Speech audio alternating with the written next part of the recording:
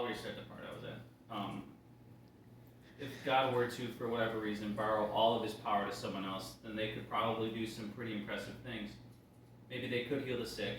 Maybe they could make some type of life form. Maybe they could create a half-decent universe. But this is only a small portion of God's power. This aspect of God's power is the loud, visible 10% tip of the iceberg. I doubt that anyone would have the true strength to knowing full well, better than anyone, exactly the unimaginable power that you possess, hang blameless from a cross.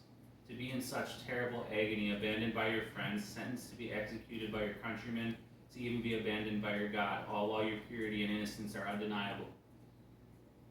To endure all this and so much more, knowing so intimately the infinite amount of things you could do in a heartbeat to make it all end, yet you choose to endure it for the sake of love and honor. To endure it so that your children who condemn you to this torturous death, your children who doubt and disobey you every step of the way, can spend an undeserved eternity with you in peace and rest. There is, in my opinion, no greater single feat of omnipotence. Not the use of power, but the unfathomable strength to not use it when you need it the most. Yet this monumental act of temperance, though I feel it's objectively the greatest, is most certainly not the only time that our King displayed such righteous self-denial. Just a few short years prior to this great sacrifice, he displayed temperance when the devil tempted him in the wilderness. There's something that I caught that made me wonder. Matthew chapter 4, verse 2 and 3, it says, when he had fasted, talking about Jesus, when he had fasted 40 days and 40 nights, he was afterward in hunger, which is kind of silly that it makes a mention of that. He fasted for 40 days and then he was hungry. Thanks. But no, it's important that he says this because of the temptation that came after. So he fasted 40 days and 40 nights. He was afterwards in hunger. Bless you. You good? He was afterward in hunger, and when the tempter came to him, he said, if thou be the Son of God, command that these stones be made bread. So the thing I wondered about is if Jesus' fast was over, then why would it have been wrong for him to turn the stones into bread and eat? His fast was done. He wasn't going to be breaking a fast or anything. It was over. He did what he was supposed to do. Eat. So I think that it was partially because of how the question was phrased. If thou be the Son of God, the devil said, hey, Ancient of Days incarnate, do a trick for me, you circus monkey. And there just ain't no way. Yes. There just ain't no way. So maybe Wow. it was exactly, there was absolutely nothing wrong with it, but the way the atmosphere of the request right is just wrong. And so the devil commanded that God prove himself to the devil, of all people. But furthermore, he was tempting Jesus to give up his temperance, to stop denying himself and use his power selfishly. And Jesus declined here, just as he did at the cross. God told Adam that the day he ate the forbidden fruit, he'd surely die. Yet when Adam ate the fruit and God could have killed him right then and there, God chose instead to hold off on what he had a right to do in favor of our well-being. The same with Abraham and Hagar, Job and his agony-fueled outrage, as well as David and Bathsheba. Even in my own life, things that I have said to God in my oppression, things I have said that are too loud for a dog to hear, let alone the King of Kings. Yet through all this, God stands supreme as the omnipotent embodiment of temperance and self-denial, the one with all the power and the strength to not use it. So wow. I wanted to ask, kind of like make it a little bit more interactive this time, but like what are maybe some examples of God that you can think of, or something in your own life where like you've had to deny yourself in a way? If anybody wants to talk about that, so something you know that God's done of self-denial, or something you've had to do where you kind of like deny yourself for the good of others. If you want to talk about that, go ahead. I came to Cleveland in the fall of 2018, and I initially came here for a 2-week trip. And after I got here, the Lord began to tell me that it's going to be a little bit longer than what I thought. Mm-hmm. And over time, the plan was revealed to me, and I found out a couple months later the fullness of the plan was that I was never going back home to Memphis, and that it was the will of God for me to be homeless and to live in my car. And there was a purpose for it. And for a while, at any point in time, I could have just went back home. Right. But I knew it was the will of God for me to do what I did. And eventually, I lost my home in Memphis, and situations changed there, and I couldn't go back anyway. But over the next couple years of me living in my car and enduring what I did, it was the best of times, it was the worst of times in my car. And there came a time when it was like December of 2021. So I at that point I had been in my car almost 3 years about at that point. And I got a call from back home from a sweet friend of mine who said, my sister and I got a trailer, and we rented a trailer. It's a 3-bedroom. Come home.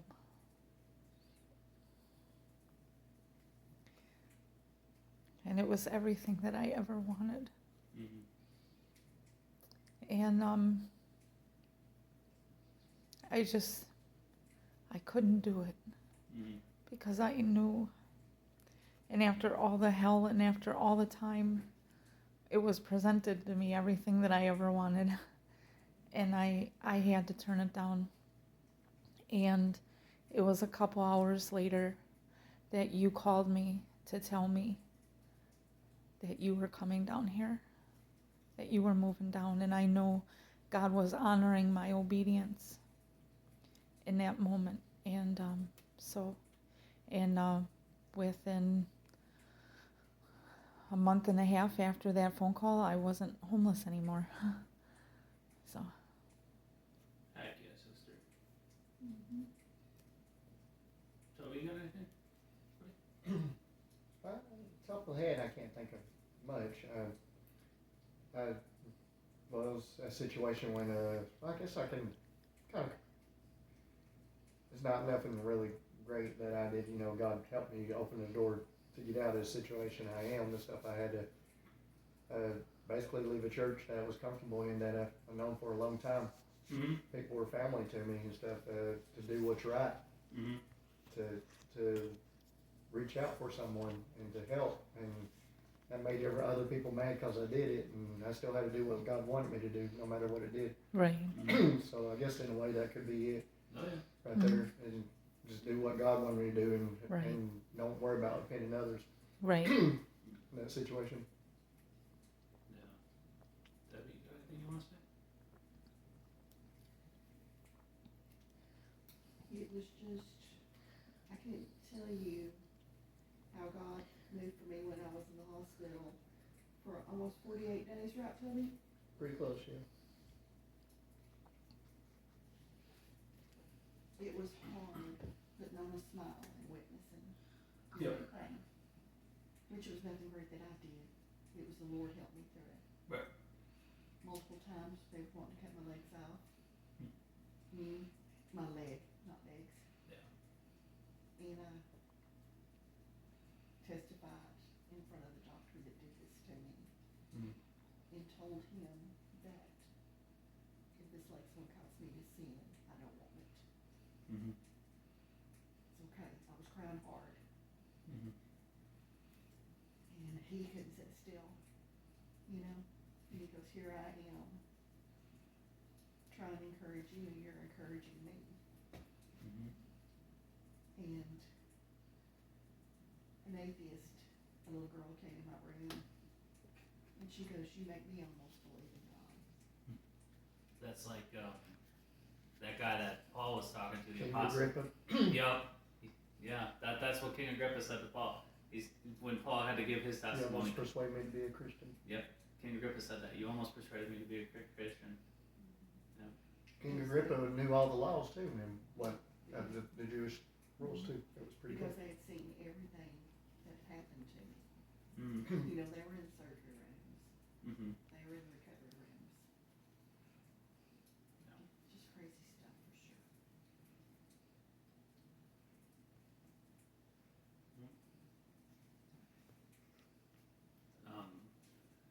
I remember when I first moved down here, when I was living in Wisconsin, my life as a whole in general was getting worse and worse and worse over the years, exponentially so.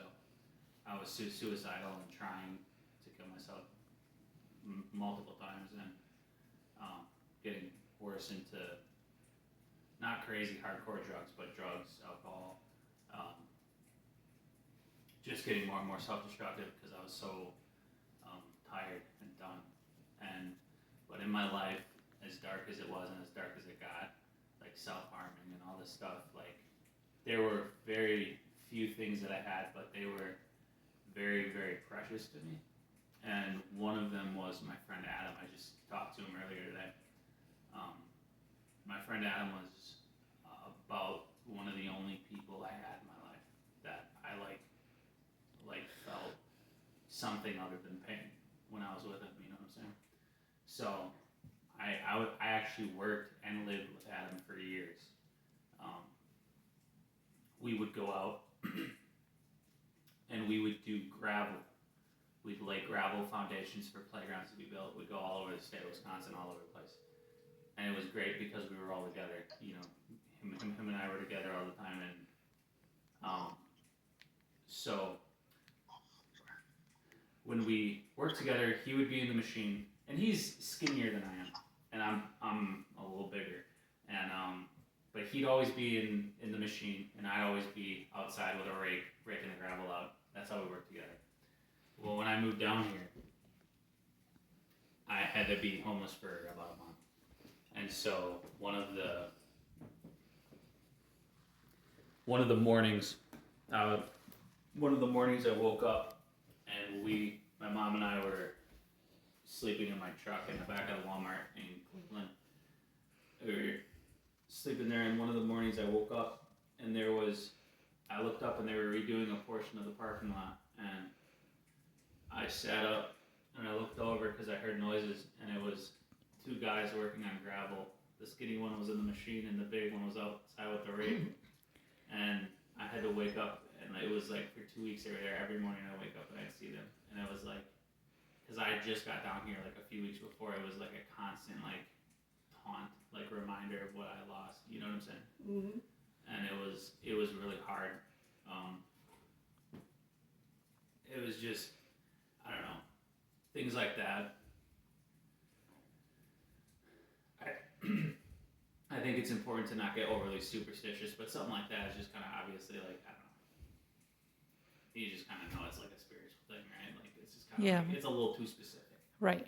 You know? Yeah, it was like the devil tempting Jesus, turn these rocks to bread. Yep. And then there was your thoughts of Adam and you doing the gravel, and then that was like that. Yeah, you could have had this. Right. Yeah, but yeah, so I mean, it was really hard, especially with just being down here for. I mean, it's definitely, it's not easy yet, but it's definitely a lot easier now because God has healed me enough to where I've been down here for 3 years now, so it's not as hard as it was my first day or first week or first month here, where everything was so fresh and. But yeah, I mean, it obviously worked out very well. I am healing, not, I still have really bad days sometimes, and it makes it really hard to stay positive because my bad days are almost as worse as my bad days were in Wisconsin, but they're a lot fewer and further between in general. So it is getting better objectively, and it's a hard thing to process, but it that example with those guys in the parking lot was just one of them. There were several instances like that, and it's just a running theme that temperance, self-denial, denying yourself for the greater good, it always pays off Yes. eventually, Amen. and it always takes too long. Yes. You know what I'm saying? Yes. But it does pay off. King David had a chance over and over and over again to kill Saul and take his spot, and who would have stopped him? Because like he didn't want to touch Saul because he said that's the anointed king. Right. So are you, big fella. Lord. Right. Like you're both anointed kings. And you're the most recent anointed king. He hasn't. King David had every right to do something about it. And even his boys were like, there he is. He's sleeping in this tent, bro. Let's just go take care of it. Right. It's time for you to be king now. Mm-hmm. But he didn't. And because he didn't, it's hard to say what exactly would have happened if he did. Number one, his best friend in the whole world was Jonathan. Would it have wrecked their relationship? Because I love you, bro, but you killed my dad. Like no matter how much you love each other, like that guy still killed your dad. Like, it's kind of like crazy.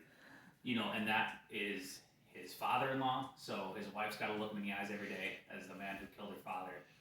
That's not gonna, So it's stuff like that. Like Uncle Paul said in one of his letters, when he said that. Everything is lawful for me to do, but not everything's going to be beneficial if I do it. Just because you can do something doesn't mean you should just go and do it. Right. And it's a hard lesson to learn. It's a hard thing to.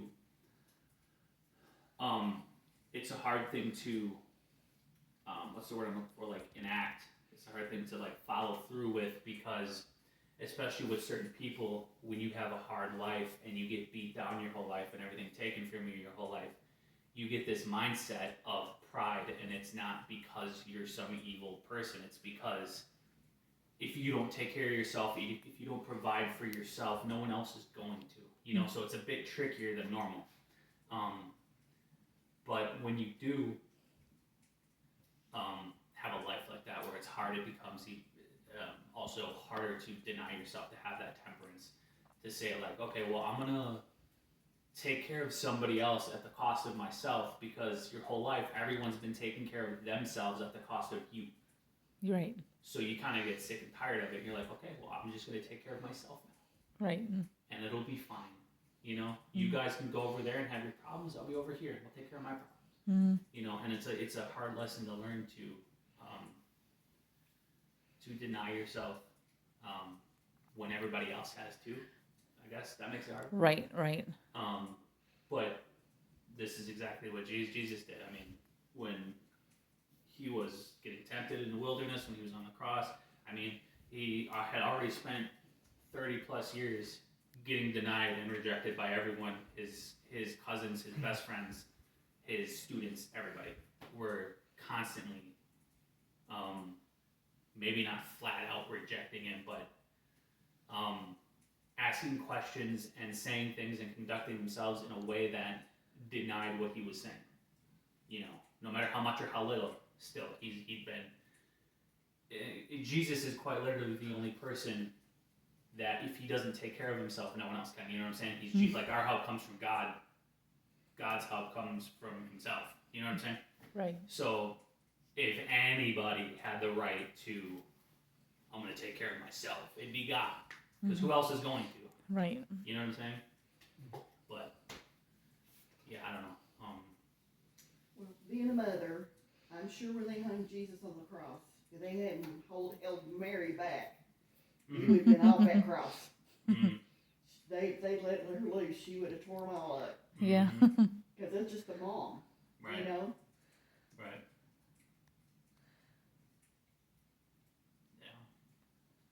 Yeah.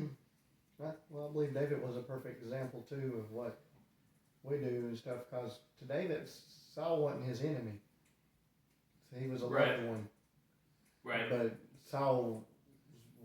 David was Saul's enemy, though. Right. Right. Yeah. And it was opposite around. But David loved Saul. I mean, he did every time he had a chance, he'd be like, Saul. He's like, is that you, David? Yeah, my He's son. like, David, my son. Yeah. He Yeah, said it all the and time. he's like, I had a chance to kill you. And he goes, so why are you after me? You know, he's like, I had plenty of opportunity. God's opened it up. And he goes, I don't want to hurt you. Why do you want to hurt me?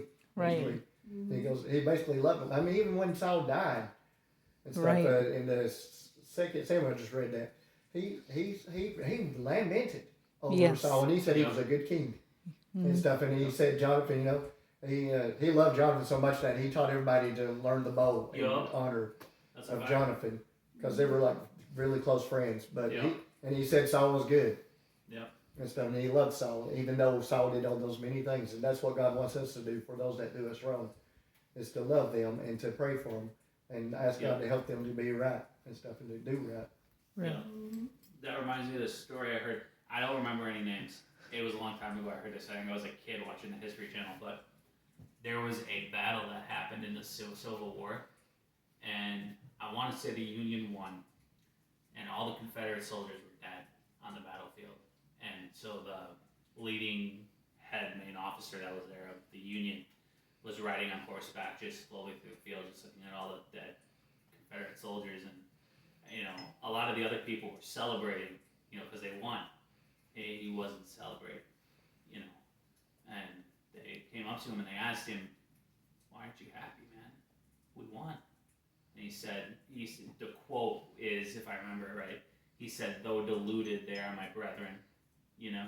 Right. And that kind of reminds me of what you said about King David. Like, King David knew that even though King Saul that brother was gone, but he tried his that's best still, to get him to turn around. That's still David's father-in-law. That's still the king he has undoubtedly looked up to for so long. I mean, when David gets anointed king, you know, you take any skill, any profession whatsoever, you know, if somebody wants to be a golfer, a professional golfer, they're probably going to watch a couple Tiger Woods videos. If somebody wants to be a baseball player, they might look up Babe Ruth highlights. You know what I'm saying? So for King David, he was told he was going to be the king. He'd obviously look to the king for inspiration. So, you know, I'm sure Saul had just more than several special places in David's heart for being his father-in-law, being the father of his best friend, being his predecessor, and so many things. And it's because temperance, you know, is one of the fruit of the Spirit that they talk about in Galatians 5, that Uncle Paul talks about. And it's so funny, or not funny, but it's just interesting to point out that when it talks about the fruit of the, so there's the works of the flesh and the fruit of the Spirit, right? Well, they're called works of the flesh and fruit of the Spirit. It's also, all the works are several different, you know, many different things, but the fruit of the Spirit, it's one thing. So when it talks about love, joy, peace, long-suffering, gentleness, goodness, faith, meekness, temperance, they all kind of Twine together. Right, they're woven together. So because, you know, in order to be truly temperate, you have to also be meek. And in order to even want to be meek in the first place, you have to love. And in order to love, you have to have faith in a God who is love. You know what I'm saying? So they all, Right. You can't have one without the other, basically. Right. So I mean, I talk about temperance because I think it's important, because I've, you know, God was teaching me these lessons, and the word temperance got brought up. So I did a little bit of research into it because, I always heard of temperance, but I, you know, just actually research it. So I don't mean to focus on it like it's special or better, but I just wanted to shed some light on it because, you know, temperance is Is it self-control, basically? It's self-denial. Self-denial? Okay. Yeah. Like, if there's one piece of cake left, and I know my buddy Toby loves cake, I'm gonna eat it, and then giggle. I'm kidding. I don't like cake anyway, so. Through. Not devil. I'd be like, you're okay to have that, man. What's up, Mom? I'm sorry, Johnny. I ate the last piece of apple pie.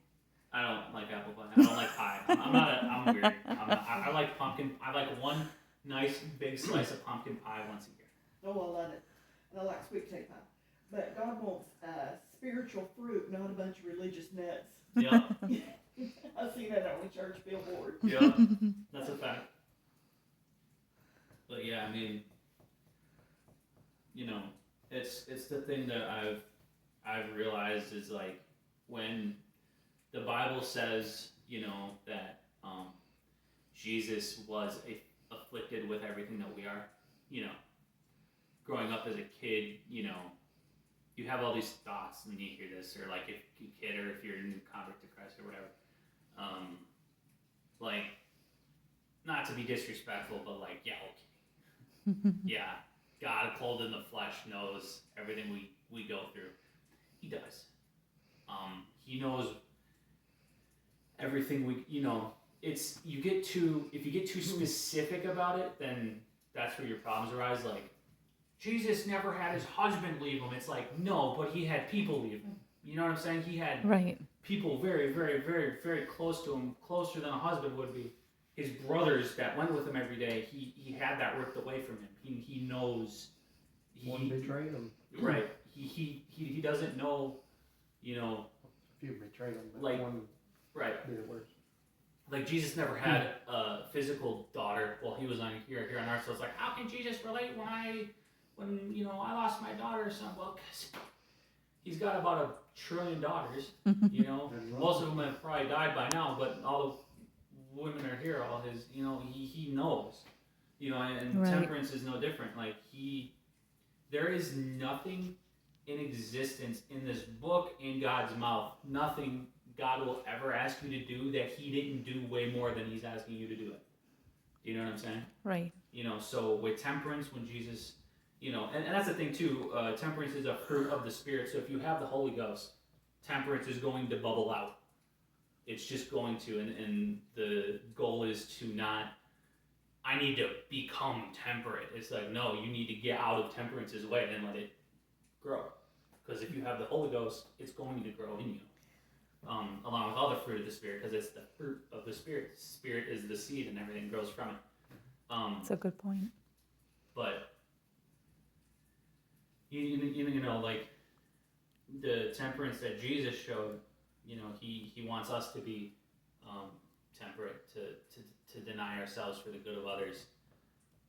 I mean, you look at his temperance had him nailed to a cross. Mm-hmm. So when he asks you to be temperate, I mean, how many of us are getting crucified every day? I mean, he's not asking you to, go through, Jesus says that you should be willing to go through anything and everything that he did and more.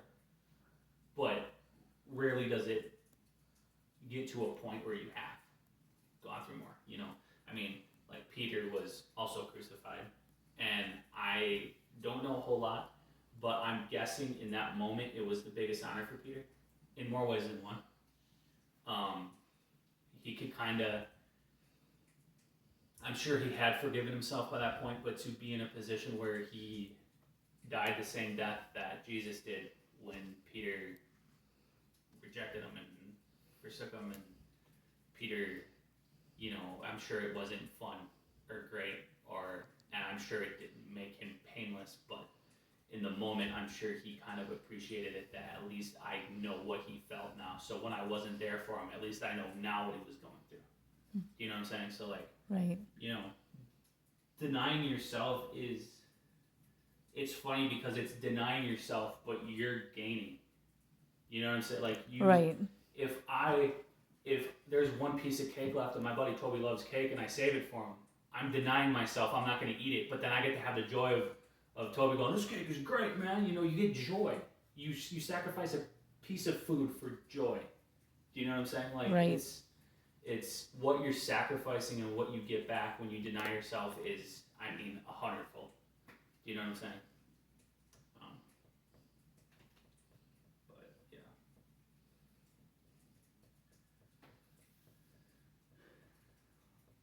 But that's about it